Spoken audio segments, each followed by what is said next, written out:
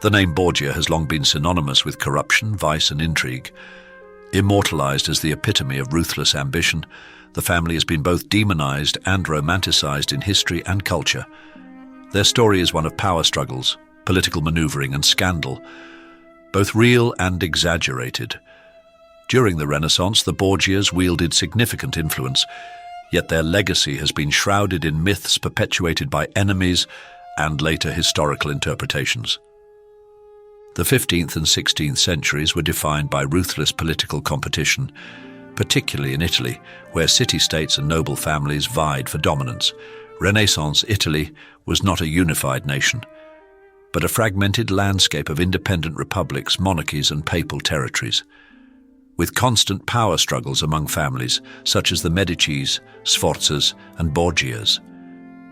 It was in this volatile political climate that the Borgias, a Spanish origin family, rose to prominence, wielding influence through strategic marriages, military campaigns, and control of the Catholic Church. Rodrigo Borgia's ascent to the papacy as Pope Alexander VI in 1492 marked a pivotal moment for the family. His election, bolstered by political maneuvering and accusations of simony, gave the Borgias unprecedented access to power. However, it also earned them a host of formidable enemies, particularly among entrenched Italian elites who resented their Spanish origins.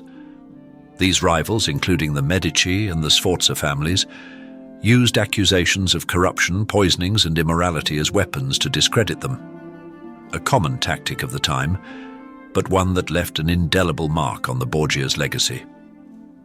The Borgia name has been immortalized through tales of poisonings, incest, and Machiavellian schemes, but how much of this is rooted in truth? Many of the most sensational claims against the Borgias stem from political propaganda and the writings of biased chroniclers such as Francesco Guicciardini. Over time, these accounts were accepted as historical fact, particularly during the moralistic Victorian era, when tales of decadence and vice were exaggerated to fit contemporary sensibilities. One of the most enduring legends involves the use of cantarella, a supposed poison employed by the Borgias to eliminate their enemies. While it is true that suspicious deaths occurred during their rise, there is little concrete evidence to suggest systematic poisoning. Many of these allegations can be traced to political slander designed to delegitimize the Borgia regime.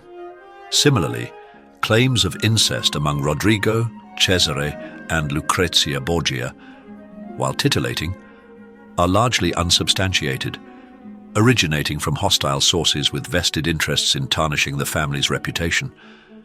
Cesare Borgia, often depicted as a bloodthirsty and Machiavellian figure, embodies the complexities of Renaissance politics, while his actions, such as assassinating rivals and consolidating power through military campaigns, were undoubtedly ruthless.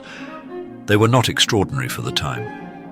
Many Renaissance leaders engaged in similar practices, yet Cesare's infamy persists due to the lasting impact of Machiavelli's The Prince, where Cesare is portrayed as an ideal yet morally ambiguous ruler.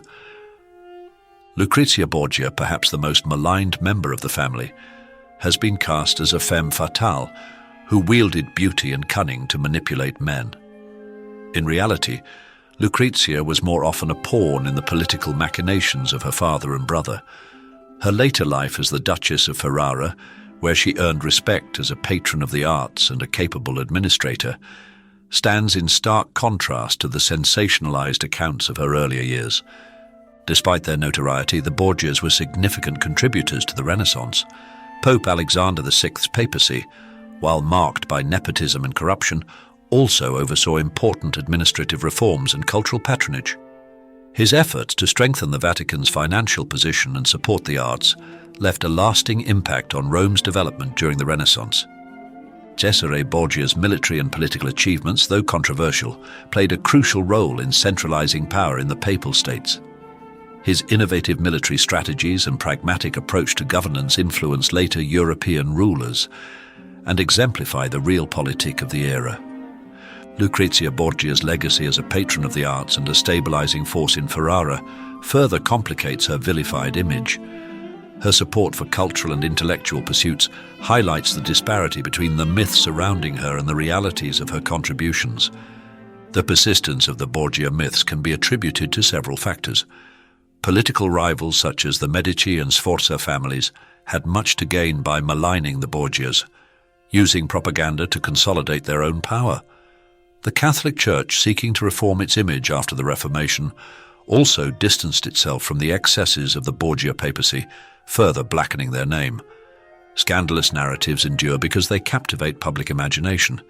The Borgias' alleged misdeeds have provided material for gripping tales in literature, theatre, and modern media. From Victor Hugo's Lucrezia Borgia to the Showtime series The Borgias, the blending of fact and fiction has ensured their reputation as history's quintessential villains.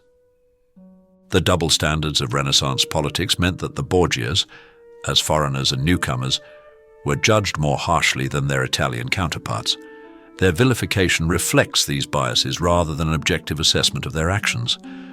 While the Borgias were undoubtedly ambitious and at times ruthless, they were not uniquely corrupt compared to their contemporaries.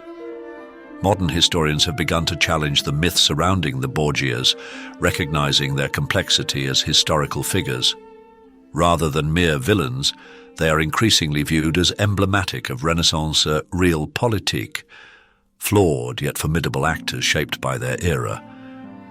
The Borgias remain one of history's most infamous families, but much of their reputation is based on exaggeration and political defamation rather than undeniable fact.